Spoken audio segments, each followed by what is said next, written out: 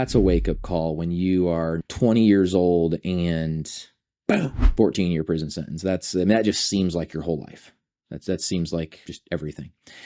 And there were some decisions that needed to be made. And those decisions really revolved around, what was I going to do? Was I going to keep being the old Jon, or was I going to recognize that that wasn't working and that there were things that needed to be addressed? And I'm very thankful, by the grace of God, I took the second option. And I said, what's going on? Where did I get off track? And I recognized some serious character issues, some integrity issues, and begin to look at my life, not through the lens that look at all the stuff Jon can do and Jon has done and Jon is doing, but rather look what happens when Jon does it his way. Maybe there's a better way. And begin to humble myself and be willing to learn and be willing to grow, and adopted a growth mindset and just began to recognize some things about myself that maybe I hadn't recognized in the past that were really influential to helping me grow.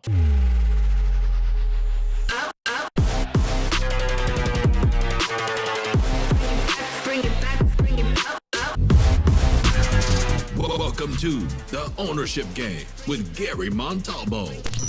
What would it take to get into the driver's seat of your life and leave your mark? The Ownership Game starts now. Today's episode is about transformation. Real, raw transformation. It's about what happens when life forces you to confront the consequences of your choices, and gives you the opportunity to either sink deeper or rise above it. My guest today, Jon Antonucci, knows this crossroads all too well. After early success as an entrepreneur, Jon's unchecked ego and poor decisions led to a tragic crime, and that landed him a 14-year prison sentence and the death of his best friend. But it's what he chose to do with those 14 years that makes his story extraordinary. Through deep introspection and taking radical responsibility for his actions, Jon used his time behind bars to rebuild his character, to develop leadership skills, and ultimately to create a peer-based mentorship program that helped countless other inmates. Today, Jon is a leadership trainer and consultant, working to equip leaders at all levels with the tools they need to succeed. His story is a powerful reminder that even when life feels irreparably broken, transformation is still possible, but only if you're willing to own your part and do the work and lead with integrity. This episode will challenge you to think differently about leadership, accountability, and what it really means to rebuild from the ground up.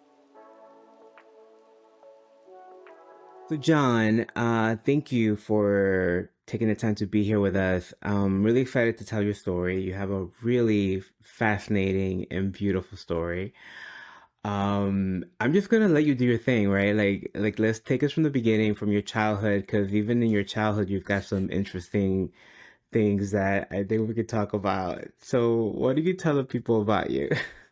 Well, thanks, Gary. I appreciate the opportunity. And like you said, from early childhood, kind of just an interesting experience, and so many points of gratitude, so many points of opportunity, and well, some royal screw-ups as well. So yeah, I think it's starting at, I'll just start at 7. And I start at 7 because that was when I started working. Very entrepreneurial from a very young age. I remember going and seeing that a lady down the street, we called her the crabapple lady because this was in Colorado and she had a big crabapple tree in the front yard. And so we called her the crabapple lady, and she needed her grass mowed. And I asked my dad if I could borrow the mower to go cut her grass. And my dad was really good about trying to teach us money management and business principles and things like that. And so he said, sure, not a problem. He said, you can mow as many yards as you want. For every yard you owe, or for every yard you mow, you owe me $1 for using my mower, and you get to keep the rest. And that was kind of the beginning of the end, if you will. That turned into leaf raking and snow shoveling. And if there was a way to make money, by the time I was 12, I'd pretty much figured it out. I was selling things from a catalog. I had partnered up with a little convenience store in town. I would go stock their shelves and make their coffee at 4 in the morning.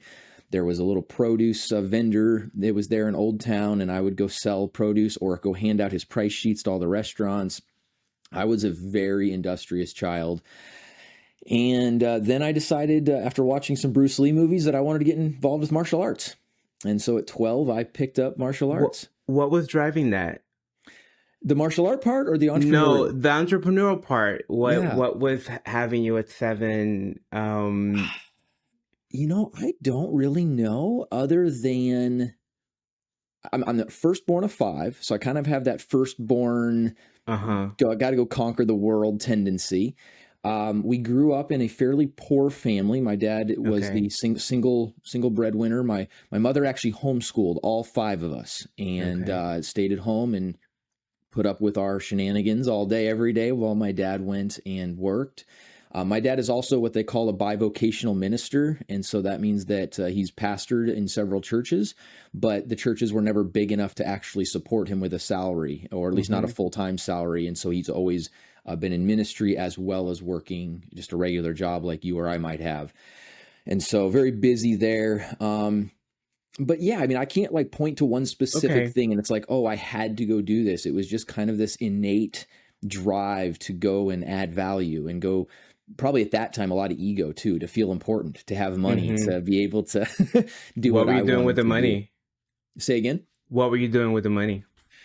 A lot of it got saved. But then just, I mean, it was always interesting, right? Because you have, when you're the oldest of 5 in a fairly poor family, you don't go out to eat. You know, you don't. We shop for clothes at Goodwill, and we were very, very frugal. And so when you're 12 and you're like, "Hey, Dad, can we go get pizza?" And he's like, "Well, you know, we don't have the money." And you're like, "Well, I'll pay for it." Like, and you can do that. And so I would buy a bike. A lot of it got saved. My business started buying things for the business. So I would buy the lawnmowers. I didn't want to pay my dad for his mower. So I thought, for whatever reason, I thought it would be a good idea to go spend $300 on my own mower, and then a second mower because I started hiring my siblings to help me.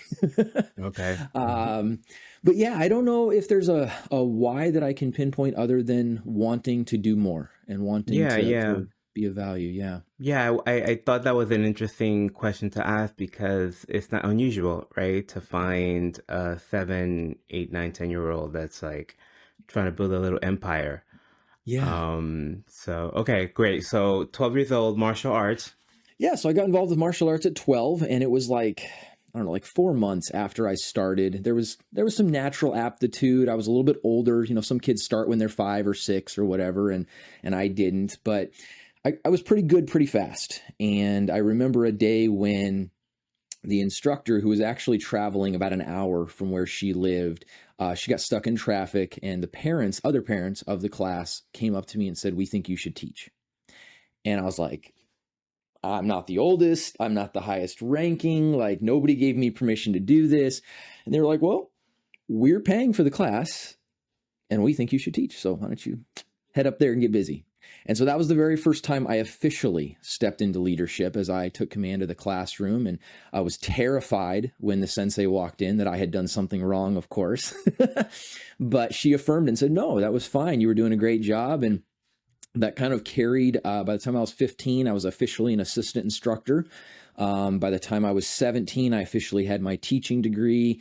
And by the time I was 19, I had moved from Colorado to Arizona by that time.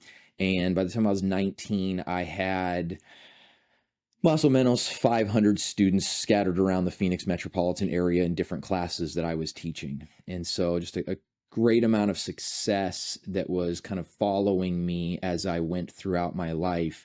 And you kind of take that 12-year span between 7 and 19, and it was good. Like there was just, like I said, kind of success followed me in the sense that by the time I was 19, I was not only teaching, but I had my own house. I was renting, but it was my own place and my own vehicle that I was paying for, and you know, doing the most, if you will, at 19 years old, just trying to make it on my own.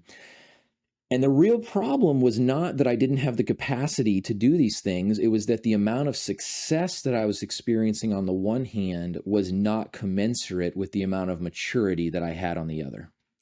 I had a lot of a lot of business success, a lot of good mental ideas, but not a lot of character to match it. And so it started with just being a liar. Really, that was really what it boiled down to. And growing up in a pastor's home, I got really good at acting one way on Sunday and a completely different way on Monday morning. Or as I like to say, sometimes it was Sunday morning versus Sunday night. And so that kind of led its way into manipulation and then eventually just into straight theft. And there was kind of a series of decisions that were being made that from an external perspective didn't really seem all that big or bad. And most people didn't know about them, first of all. And then even if you did, it was kind of like, okay, that's the stuff kids do, I think. I think that's kind of the perspective some people would have. But when I look at it as more to whom much is given, much is required. And I'd been given a lot of opportunity and was not demonstrating a lot of character or a lot of integrity. And that was manifest in its most dynamic way when at 19 years old, I made the utterly stupid decision to go with 3 of my friends. We had the very dumb idea to light a fire in a building, and my best friend who lit the match did not make it out alive. Oh, wow. And that experience not only took my best friend from me, but obviously lighting a fire is a crime. When somebody dies, that crime gets a lot more serious. Yeah. And I was charged with arson of an occupied structure and first-degree murder. And it wasn't that they thought I tried to kill my best friend. It was that according to law, when you're committing a crime, if somebody dies in the process, it's considered capital murder. And capital murder is just a fancy way to say first degree. And so I'll never forget my attorney, my court-appointed public defender, sitting on the other side of the glass on a Saturday evening. He came into the jail and he said, "Mr. Antonucci, my name is Jeffrey Kirchler. I will be your court-appointed attorney. I will be your attorney for the duration of your pretrial proceedings unless the state chooses to seek the death penalty, at which point I will no longer be your court-appointed attorney and you will be assigned another." And as you can tell, it's been many years since that happened, and those words are still indelibly imprinted upon my mind. I got chills when you said that. That had to be like, I mean, I'm trying to like, wow, you were just like literally being a schmuck. Yeah. Why were you trying to light the building on fire? You just thought it would be funny or something? That's a great question. And I think from one perspective, I don't know. The other perspective, I do. So from the big cosmic perspective, like, why would I participate in that? There is no good reason. I've thought about that for years now. And it's like, why? Like, I knew better. Even though I didn't really understand the full consequences of my decisions, I still knew that was wrong, right? Now, the reasoning that we were all kind of saying was, my best friend was significantly older than the rest of us. He was about, I think, 8 or 9 years older than us. There was 4 of us that were involved, and the chain of events was, I mentioned theft earlier. I had been basically skimming off the top of those classes, and that got brought to the light. And I said, I created some cockamamie story about how I was, showing how this could be done, and I had every intention of telling them about it, and all of this whole line. And then of course they fired me, which is what happens when when you make a decision like that. And that put me in a position where I was like, okay, well, what do I do? And the thing that I was good at, the thing that I knew how to do was teach martial arts. It's what I had been doing. And so I went and started my own school, and they sent a cease and desist letter. And I said, well, basically that's not enforceable because the only signature they'd ever had from me on a contract was signed when I was a minor. Now, I wouldn't say nowadays that that's a good strategy to have, or a mentality that you can't hold me accountable because I wasn't an adult, but that was my thought process at the time. My best friend, on the other hand, who was the one that had kind of showed me the ropes on how to skim and do some things like that, was still working for them, but knew his time was short. And he knew that his non-compete clause in his contract had been signed while he was an adult. And so the reasoning that had been given was basically we were there to destroy that contract that was in that building. Doesn't make any sense now. You think about it and you look at it, and the whole plan, the whole way it was executed, none of it makes sense. But that at that time, that was the rationale that we were using. Yeah. Dumb. So dumb. So dumb. And so costly. I mean, just And let yeah. down so many people and negatively impacted so many people, not even just me and my family and whatnot, but hundreds of students, Yeah. probably thousands, hundreds of mine, and then not to mention the students of the other three who are also all instructors for that organization.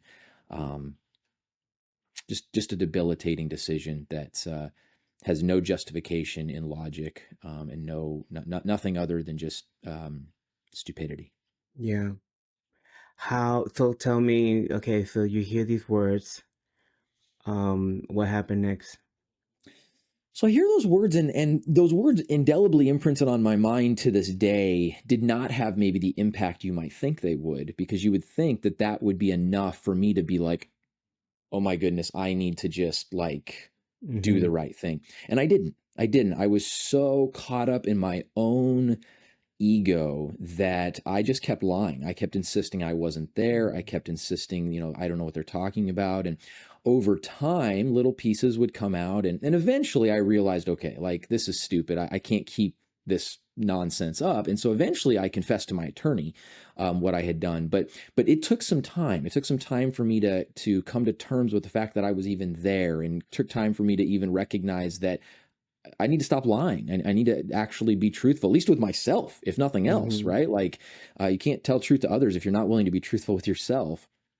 And then it took even longer for me to, I think, truly come to terms with things, because there was a very long period of time, probably I would say at least 5 years between the time where I originally said, okay, I did it. Mm-hmm. But here was the challenge with that, is even when I said I did it, if you've ever had any experience with anyone who's ever been arrested, they will you can't admit anything verbally, because they will use that against you in court. And so your attorney says you can't say anything on the phone, you can't write anything in a letter, don't say anything to anyone. And so the thing that I kept saying, which was technically true but was not good for my own growth, was that I did not do what I was accused of. Well, I was accused of setting a fire, which I did not strike the match, and I was accused of murder, which I did not kill anybody. And so that really got into my psyche. You say it enough Mm-hmm. times, you begin to believe, drink your own Kool-Aid, if you will. And it took time for me to recognize that I had done it. And then when I did realize I'd done it, it was like, okay, but all I really did was help break a window, because that was my physical action. My physical action was helping to break the window that we went in through to try to start the fire. And so that was what I clung to. And I really thought, what is that? Trespassing, criminal damage? What is that, a year or two? And when you've committed a serious offense like the ones I did, and then you make a statement like, I'm hoping for a year or two, that just doesn't bode well for you. That doesn't represent well. And so eventually, I was sentenced. I was sentenced not to 1 or 2 years. I ended up getting a plea bargain, and the plea bargain basically was between 7 and 21 years, 7 being what they would call the mitigated sentence, 10 and a half being the presumptive, which would mean the kind of the basic, this is what you would get if all things were equal, and then 21 being the aggravated sentence.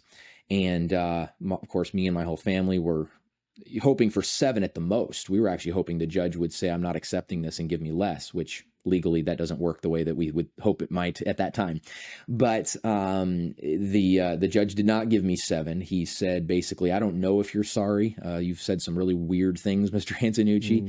Mm-hmm. And so he ended up splitting the difference between the 7 that my family asked for and the 21 that the prosecution and the victims were asking for, and gave me a 14-year prison sentence in the Arizona Department of Corrections. Wow. And so that's a wake-up call, right? That's a wake-up call when you are 19 years old, or I guess I would have been 20 by the time I was sentenced, but 20 years old, and boom, 14-year prison sentence. That just seems like your whole life. That seems like you're just everything. And there were some decisions that needed to be made. And those decisions really revolved around, what was I going to do? Was I going to keep being the old Jon, or was I going to recognize that that wasn't working, and that there were things that needed to be addressed? And I'm very thankful that by the grace of God, I took the second option, and I said, I'm gonna, what's going on? Where did I get off track? And I recognized some serious character issues, some integrity issues, and begin to look at my life, not through the lens that look at all the stuff Jon can do and Jon has done and Jon is doing, but rather look what happens when Jon does it his way. Maybe there's a better way, and begin to humble myself and be willing to learn and be willing to grow, and adopted a growth mindset, and just began to recognize some things about myself that maybe I hadn't recognized in the past, that were really influential to helping me grow. And that started to characterize the time of incarceration. I started to take every class I could, participate in every program I could find, took a ton of like correspondence Bible studies. By the time I had left, on a personal level, I had read, I think we counted over 900 nonfiction books that I had read. I was able to earn a couple of associates, a bachelor's and a master's degree. And the legacy that I left was that as I fixed in here, that gave me the opportunity to begin to invest out there. And I was able to build something known as Inmate Peer Programming, which was a peer-based rehabilitation program that provided tools and resources for people that wanted to leave a life of crime and return to their communities as contributing citizens. And the Arizona Department of Corrections is still using some of the materials that I created over the time that I was there, and had a cool opportunity to impact well over 10,000 lives while I was incarcerated through some of those programs and Bible studies and other things that we did while I was there. Wow. So this program got built while you were in prison. Yeah. Yeah, that's exactly correct. So I worked with a ton of administrators, and just depended on which unit I was on, depended on what we were able to get done. But yes, working with the administration, with programs departments, we built basically a peer-to-peer program. So it was by inmates, for inmates, to inmates. And we were offering everything from money management and parenting and small business and sobriety classes and 7 Habits of Highly Effective People. And I think we had at one time 27 different programs that we had built to try to give people different resources for different areas of their lives. Wow. Okay. So I want to ask you about, how did you go from being this, because in my experience, the type of transformation that you went through is hard to do by yourself, because I think because you don't have enough of a mirror, or you don't have enough, you often need someone to call you on your stuff, right? And you need something to mirror back to you. And without that, I mean, I guess a prison sentence would be a pretty effective way of doing that. That's what I was going to say. A 14-year sentence creates a powerful mirror, let me tell you. Well, but here's the thing. I would, not that I have a lot of experience in this, but I think a lot of people would go through your experience and still be a victim. Like, oh, it's not fair. I just opened the window. I didn't do this. All I did was break a window, and so on and so forth.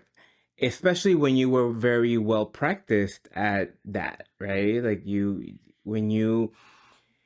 I couldn't help when you were sort of describing how you operated in that time. I'm like, we all know people like that. We all know people like that, maybe not to the extent of, committing a crime in that way, but even in that way, like,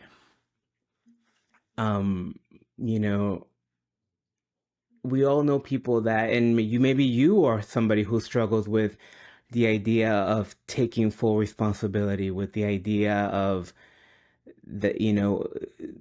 always scapegoating, always looking for the reason, holding on to the, that lie until you absolutely cannot hold on to it anymore. I think those are pretty difficult patterns to break, and because they're entrenched Mm. in your survival, and they become part of your identity, and you really Yeah. hold on to it. So that you were able to break the patterns, it's remarkable. And that you were in a situation like prison and did that is also, I think, pretty remarkable. So if you were going to respond to that. It sounded Yeah, like. you bring up, I mean, you brought up like 12 really, really good points. And the first one I'll just say is it's so much easier to take the victim perspective.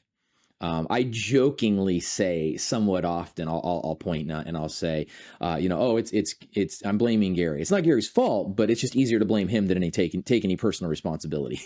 And it's a Yeah. joke because that's what we do as human beings. And it's specifically what I did. It was never my fault. It was always somebody else. And if there was no one else to point at, then I was there to convince you that what you thought was my fault wasn't actually a fault. I actually had a master plan or whatever. What I think was probably, there was a couple of catalysts. The biggest catalyst, the 14-year prison sentence, was the context. But what really, I think, shattered those, what I'm going to refer to as synaptic connections, right? You got all those synapses in the brain that just become cords, and that's just the way the brain works.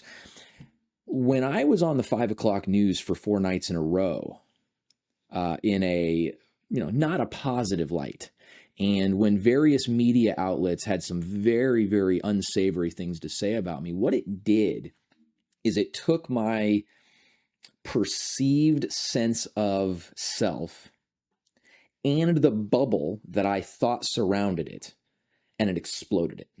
It shrapneled it. And I was able to very realistically recognize that I no longer had anything to lose. So as an example, when I was in high school, I cheated on pretty much every test all the way through high school. And that was because I couldn't bear the idea of getting less than an A, right? Anything less than an A was just inconceivable. My ego couldn't take that. But when you have that, and then all of a sudden you are not the hero, you are the villain, the ego gets shattered in that. And so it resulted in this kind of realization that I got nothing to lose. I might as well actually be real. I might as well actually be authentic, because whoever's for me at this point, it can't get any worse. Whatever I tell them at this point, it's not going to get any worse than the 5 o'clock news. And then if you take that setting and you combine that with a 14-year prison sentence, and then you combine that with little seeds like the 7 Habits of Highly Effective People. Stephen Covey talks about being proactive, mean taking responsibility for your choices and their consequences. How to Win Friends and Influence People, and talks about how the ripple effect happens when we're engaged. There's lots of quotes and different things that I read. And when you read 900 nonfiction books, those are going to impart ideas into you, and you end up with a choice. You end up with a choice to go either right or left, if you will. And thankfully, and probably just God's grace that I can really point at, but thankfully I did not choose the victim route. And I chose the growth route, and I wouldn't be sitting here talking with you today, I don't believe, if I hadn't made that decision. I think that decision was probably the first truly good decision that I made in my life, because everything else had all been a facade. Everything else had all been a game, a manipulation, a tactic. That was the first authentically, I'm going to do the right thing, even if it costs me, decision. And once you make a decision and then you make another and another, it becomes easier and easier over time. And you get to a point where I have a story I tell somewhat frequently where I was on a unit. I was doing all those good things that I was talking to you about a minute ago, the programming and all that. And there was a specific staff member that did not trust me. And so much to the extent that they decided to file a pretty lengthy report detailing, I don't even know how many allegations about things that they thought I was doing wrong. And so I got put under investigation in the whole 9 yards, and turned out clean. There was no negative impact, except for the 3 to 4 weeks that I'm under this investigation. And, my phone calls are turned off and my visits are canceled, and all my mail is being read word by word, and all the inconveniences that come with that. And my right-hand guy had a team of like 8 or so working for me in the prison on these programs.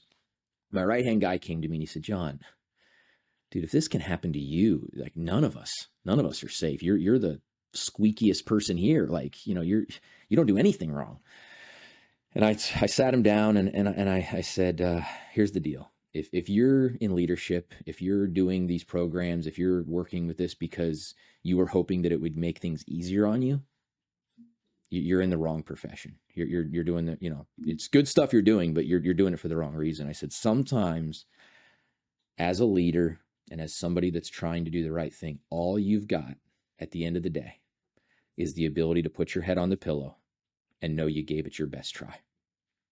And you may not have anybody that recognizes it. In fact, you may have people that come against you directly, but you know in your spirit that your conscience is clean. And I think that getting from where I was, it would have been probably 10 years before that, to getting to where I was in that moment, that was a long journey. And it was a day by day journey of a little growth here, a little growth there. And thankfully, Jon Antonucci today is not the same Jon Antonucci of the mid 2000s. When did you start to identify yourself as a leader?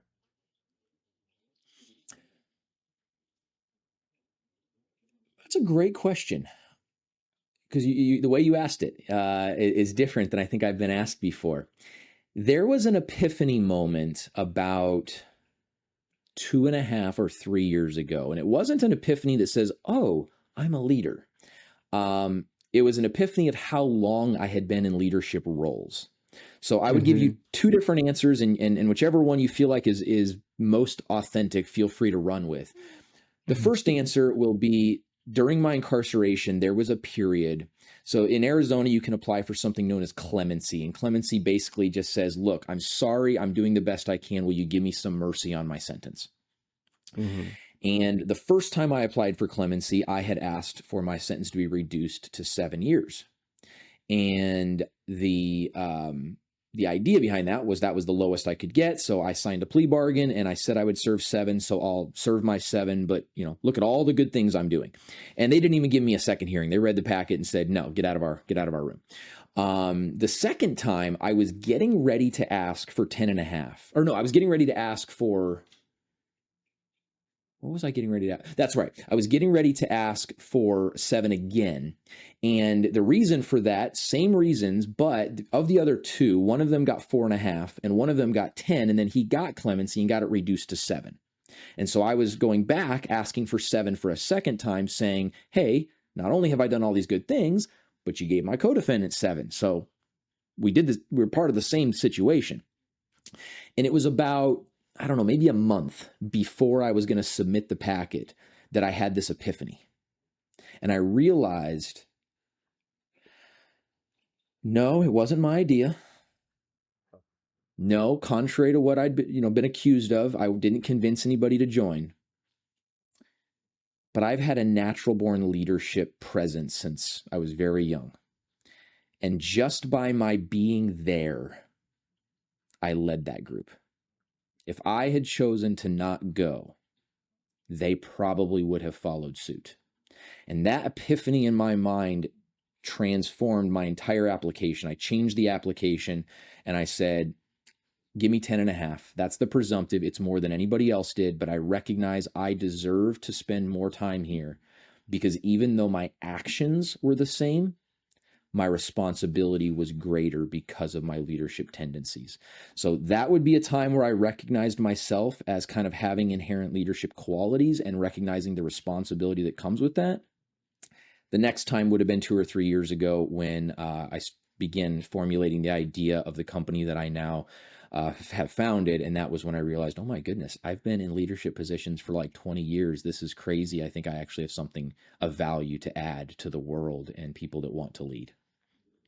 You set up my next question so perfectly, because what I was going to say is that it's like you have always displayed these leadership qualities, but they were not focused or about something. And so you were you were using your leadership in reckless ways. Like it Yeah. lacked the it lacked the vision, it lacked the Yeah. purpose, and but It was you myopic. It was mhm. myopic. It was all about me. And so, yes, I was leading, but it wasn't to help others. It was Yeah. to get everyone looking at me. Yeah.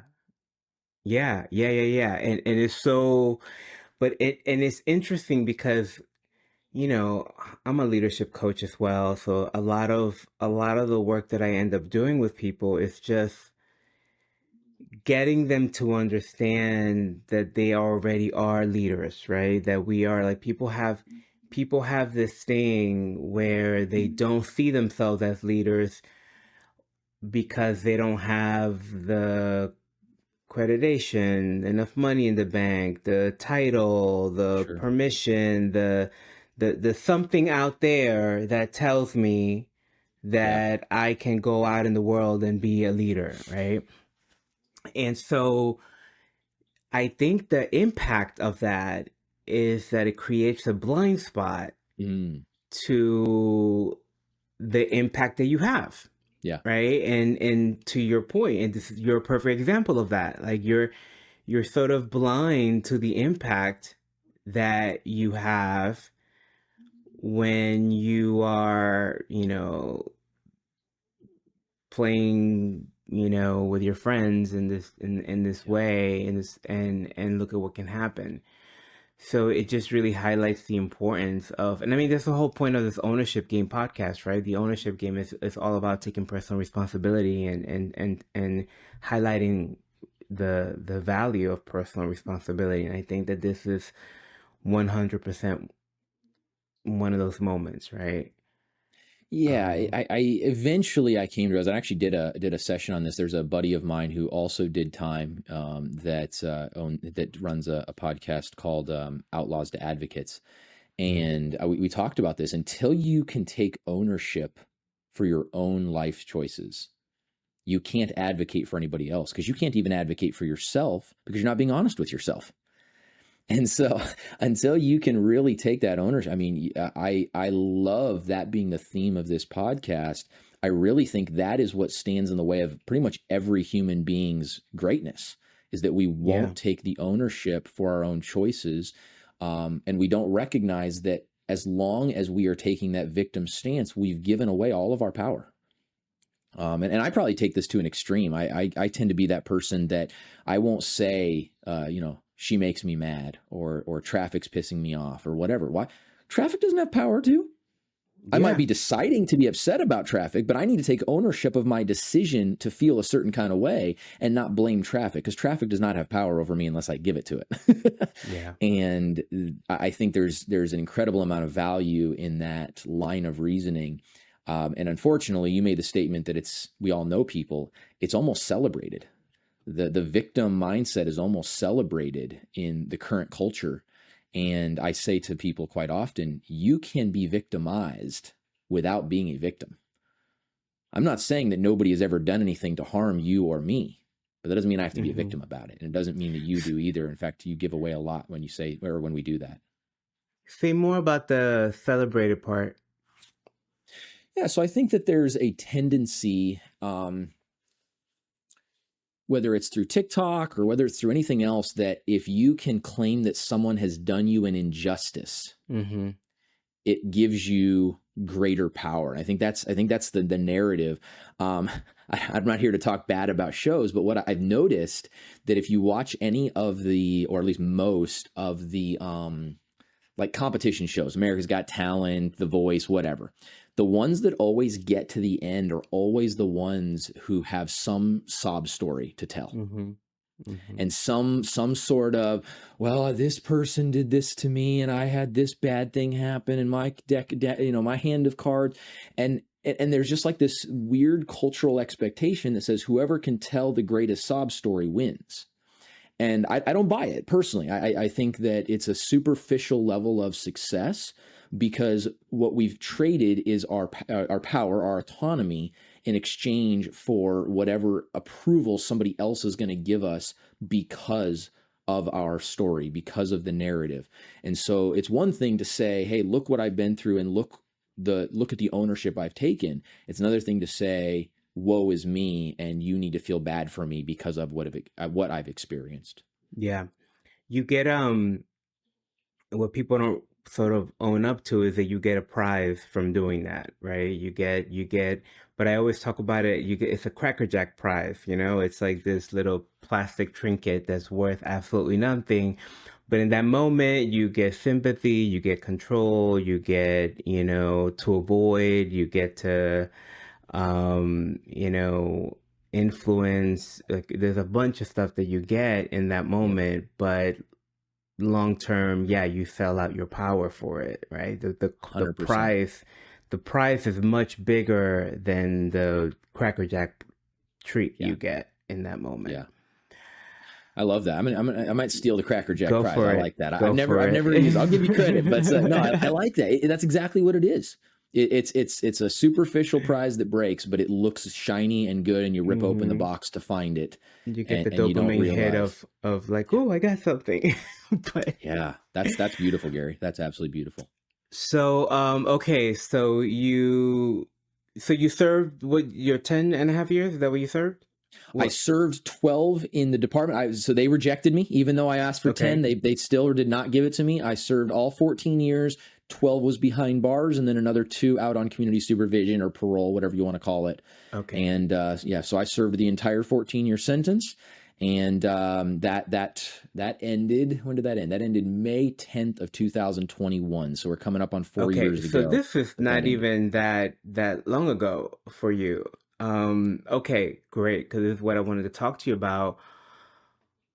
You essentially spent your adult life Mhm. behind bars. You're doing all this work and learning skills and doing something with what you're learning. Yeah. Talk to me about coming out and trying to plug yourself back into society. I mean, I guess you had the 2 years to help a little bit and give you a little bit of a cushion, but I want to talk a little bit about what that was like for you, what challenges you were coming up against, and yeah, and what did you decide to do with your life? Yeah.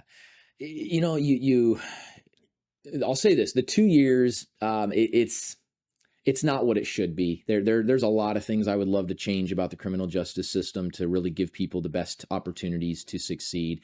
Really, what it is I was behind bars every day for 12 years, and then one day I wasn't, and that was really the experience. But here's what's interesting. So I had a friend of mine in London reach out to me probably 6 to 9 months after I got out. And she was asking about my transition, and her partner was getting ready to get out of prison. And apparently he had told her that it was really tough because when you've made that your life for so long, it's really hard to transition into the free world. And as soon as I heard her say that, I said, he's absolutely right. And she goes, well, then how did you do it? I said, I never made that my life. I never made incarceration my life. And this was something that was a Mm. tremendously difficult thing for me. And I didn't understand this till I got out. So I spent 12 years trying to do the right thing, coming up against roadblocks, and not genuinely not understanding whether or not I was the problem. You have an individual, as you said, my entire adult life from 19 to 31, I was behind bars, did not see fresh air, if you will. And you're in this situation and you're trying to do good things. You're building programs and you're trying to invest and you're working closely and you're just giving your all to make it a better place. And I said, my job is to do my best to make this a better place when I leave than when I found it. Whether I succeed or not, I can't control, but I can give it my best effort. But there were consistent and repetitive patterns during my time of incarceration that left me with questions. And one of those patterns was a reoccurring theme that would often be spoken to me. And it would sound something like, Jon, I know you think you're doing good things, but you need to remember what color you're wearing. Or you need to remember where you are.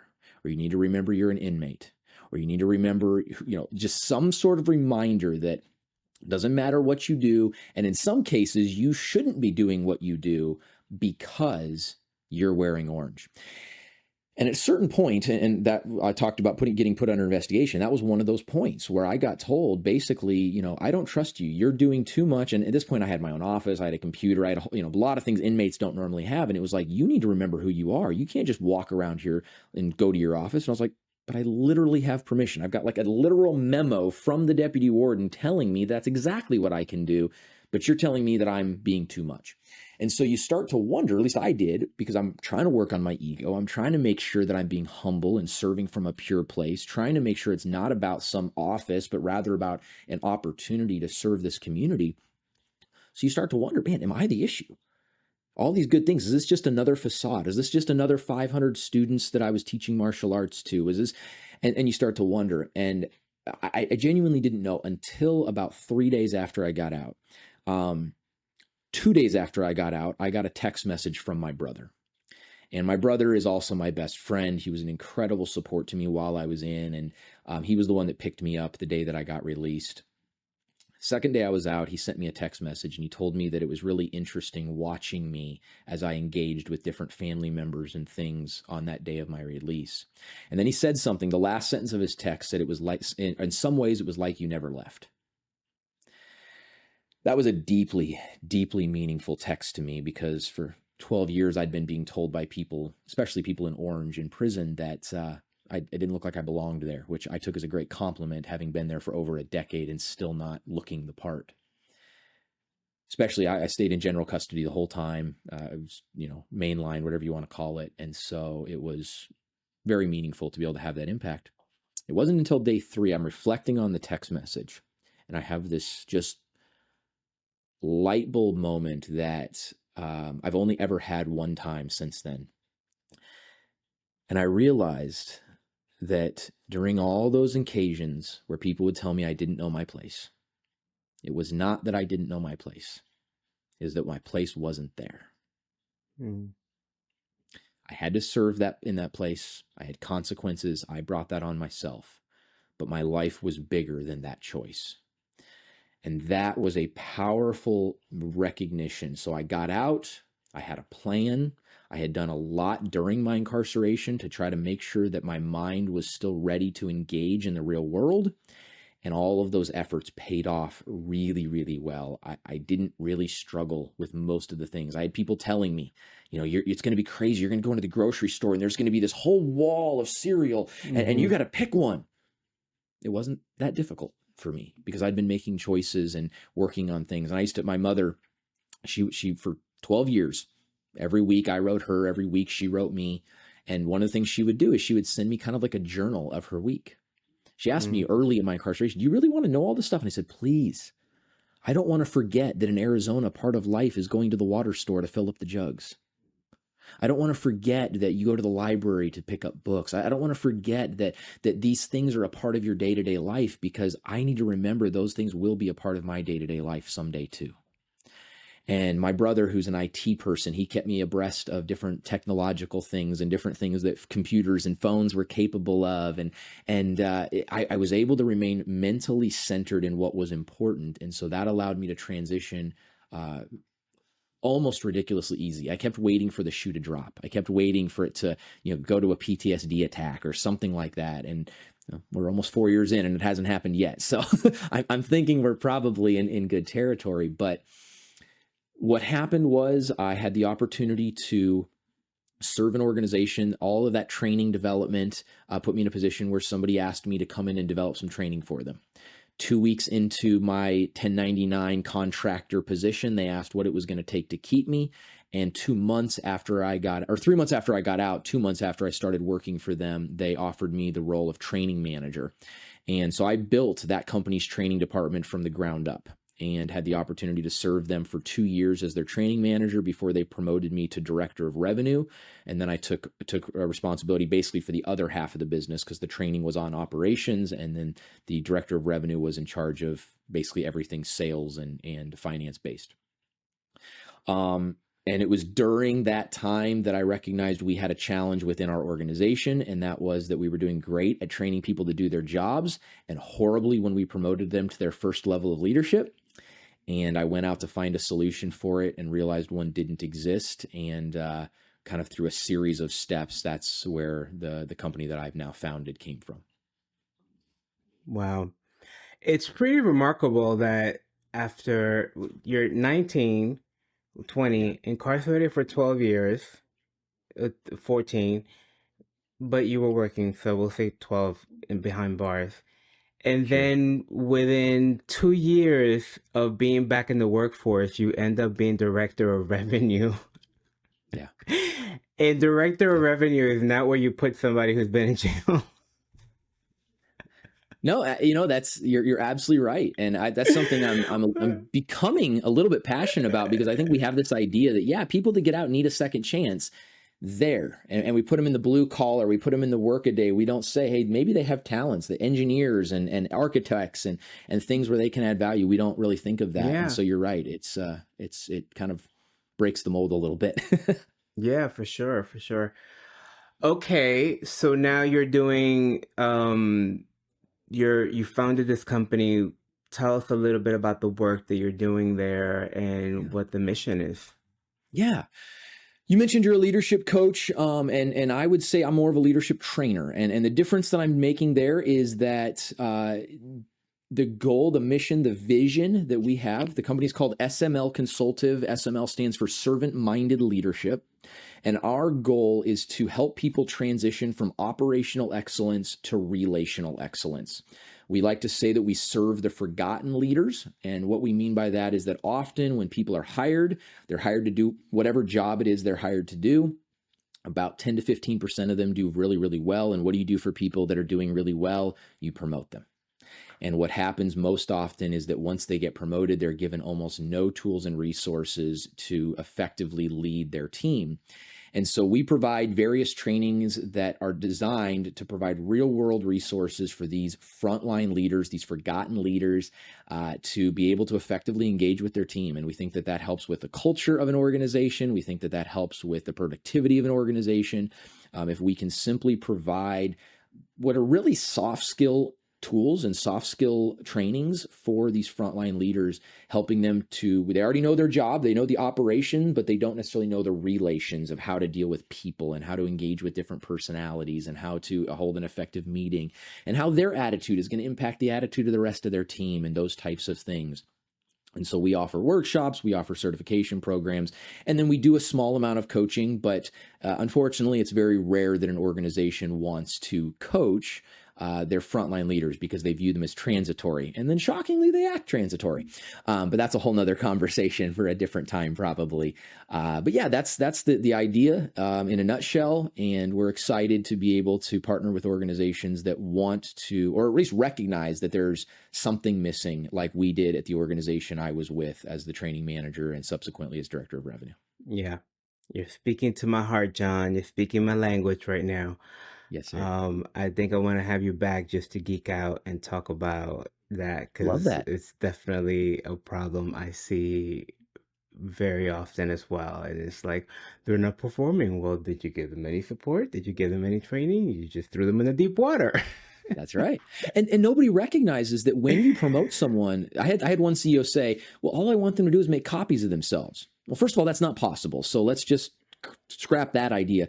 But second of all, you just changed their whole career. They were sales, or they were production, or they were fill in the blank.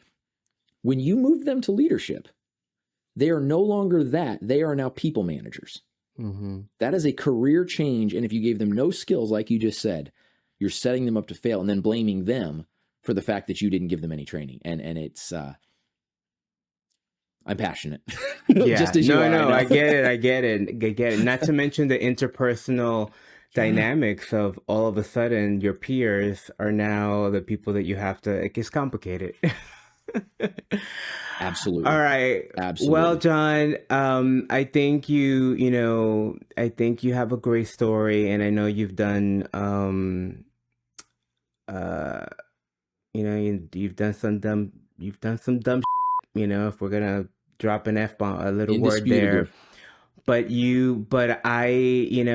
think the way that you have taken responsibility, taken ownership, and had your life be about service and making an impact, it's just remarkable, and I really applaud you for it, because Thanks, Gary. what you've been able to turn around from the tragedy is just, I think your friend would be proud of you from what you've been doing. Thanks, Gary. So I appreciate you coming to the show and telling your story. Thank you.